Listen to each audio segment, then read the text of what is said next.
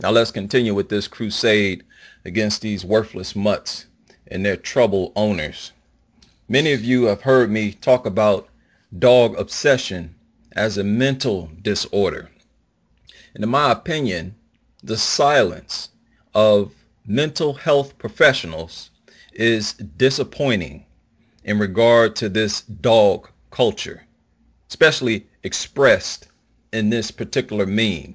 It reads, "Your best friend does not have to be a human." Now, in my opinion, virtually all dog lovers would agree with this.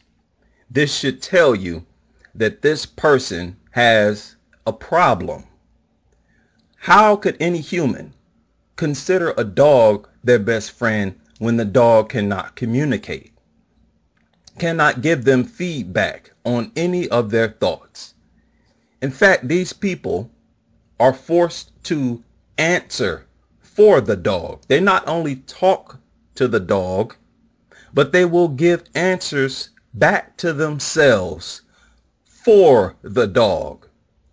Again, no different from an imaginary friend. Any adult with an imaginary friend is demonstrating right before your eyes that they are dealing with personal issues, mental issues. It is a manifestation of a mental disorder.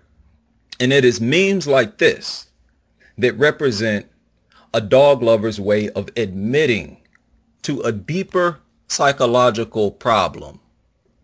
A person, a human, who considers an animal their best friend is actually calling for help. They are using the animal as a form of treatment for their mental disorder or several mental and social disorders. Now, it has been proven that social anxiety, depression, and other mental ailments affect a larger percentage of the American population than it does the populations of other countries.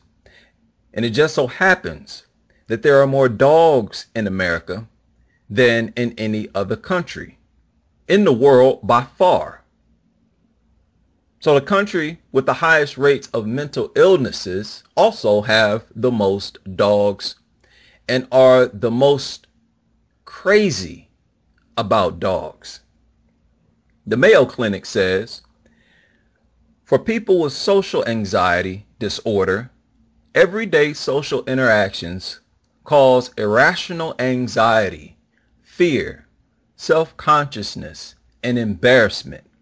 Symptoms may include excess fear of situations in which they may be judged, worry about embarrassment or humiliation, or concern about offending someone.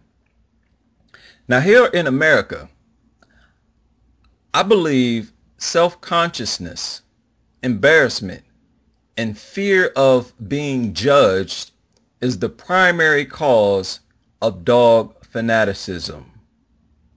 When you read the memes that these dog lovers create, it becomes obvious. They have created numerous memes about how they appreciate the fact that their dog does not pass judgment on them. These are blatant admissions of their attempts to treat their social anxiety disorders. Even if dogs could pass judgment on their masters, because they're unable to speak human languages, the dog lover would never hear about it anyways.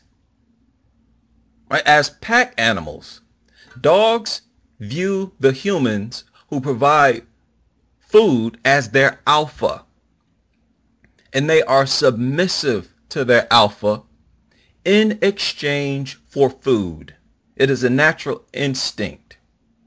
If a different person provided food for the dog on a weekly basis, the dog would be just as submissive to one as it is to the other, because the dog does not possess the intelligence to become attached to or even be conscious of human personalities, human characters. They are instinct driven to show submission to the entity that provides food. They are not attached or in love with your personality or character. But this is what these dog lovers believe or want to believe. It is what the dog makes them feel like the situation is. It loves me for me. Right? That dog makes them finally feel accepted and fully loved without any statements of judgment of their character or behavior from that dog. Now, we all know that it is because these are animals. But dog lovers don't want to face that or deal with that reality. So what do? They try to humanize the animal in order to feel like it's a human that's accepting them, that's not passing judgment on them and fully loves them unconditionally. They want to believe the dog refuses to pass judgment on them because the dog loves them, knows them, in love with their character, and love with every aspect of their personality. They live in a state of delusion, of falsehood, imagination, as I spoke about in a previous video. These people deal primarily in a fantasy land. Now, I will admit, American culture is extremely judgmental. American mainstream humor is primarily based on sarcasm and condescension, projecting oneself as intellectually superior, mocking people and putting other people down. And in this type of social culture, only the strong will survive.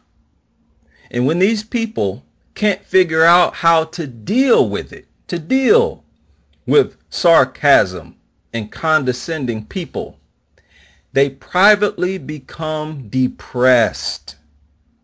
Social anxiety can lead to depression. Just so happens, depression is another huge problem in America. Low self-esteem and an overall unpleasant emotional state. And these people use dogs to treat these mental disorders. Society creates a hostile social culture and then cashes in on it. They cash in on the people who can't handle it by selling them medications that constantly need refilled. You can get medication for social anxiety disorders.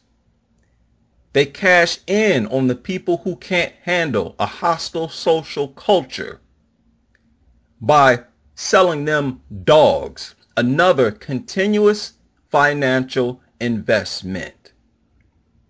If a person was to opt for behavioral therapy to treat social anxiety, the professionals would administer therapies that improve self-esteem and social skills.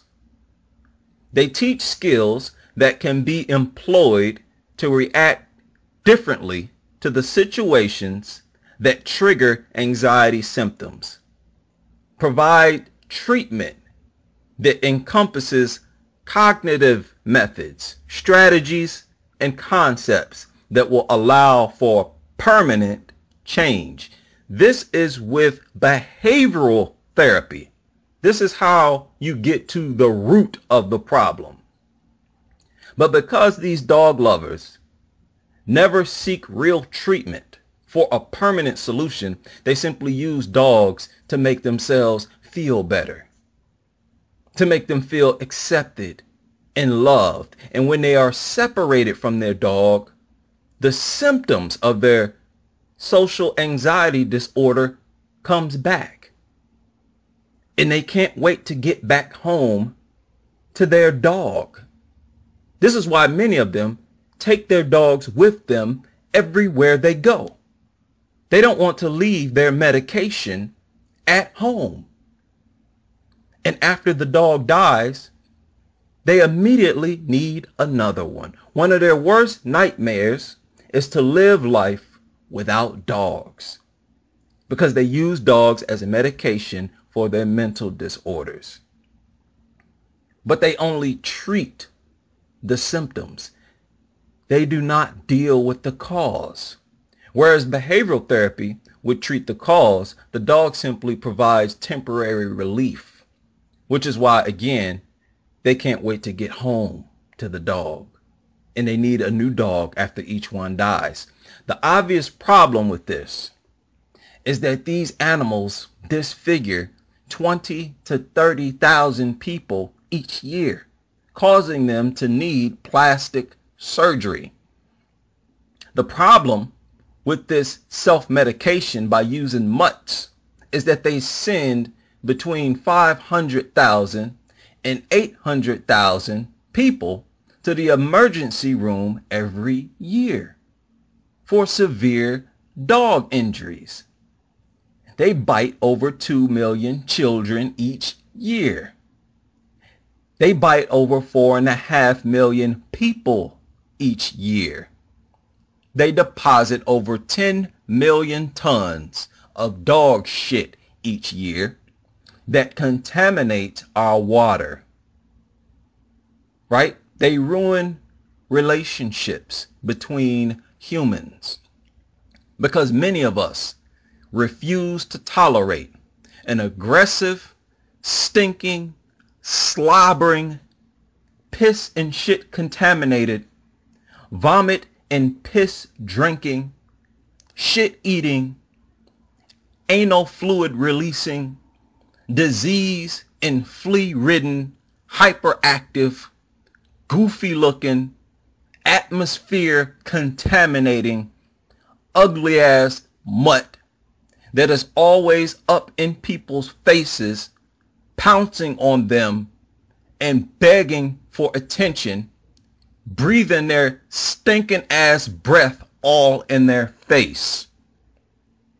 The temporary treatment of your mental disorder, I'm talking to you mutt lovers, by using dogs is not worth the health and safety hazards that dogs present. It is also criminal and abusive how dog lovers actually treat dogs better than they treat their own children. See, your self-medicating has gone too far. The fact that there are around 1,500 cases of dog abuse each year at the most, compared to over 3 million cases of child abuse involving over 6 million kids, is unacceptable, especially when there are actually more dogs in this country than there are kids under the age of 12. The treatment of your mental disorder has grown into a type of obsession that is harmful to other humans, harmful to the environment, and harmful to our health and the mental health of your own children. Therefore, the risk far outweighs the reward. Society will soon realize this fact. And when it does, the people will push for dogs to be made illegal, to ban citizen ownership of these worthless mutts. So rather than boasting about your emotional support mutts, you all need to seek professional help for a permanent solution to your mental disorders.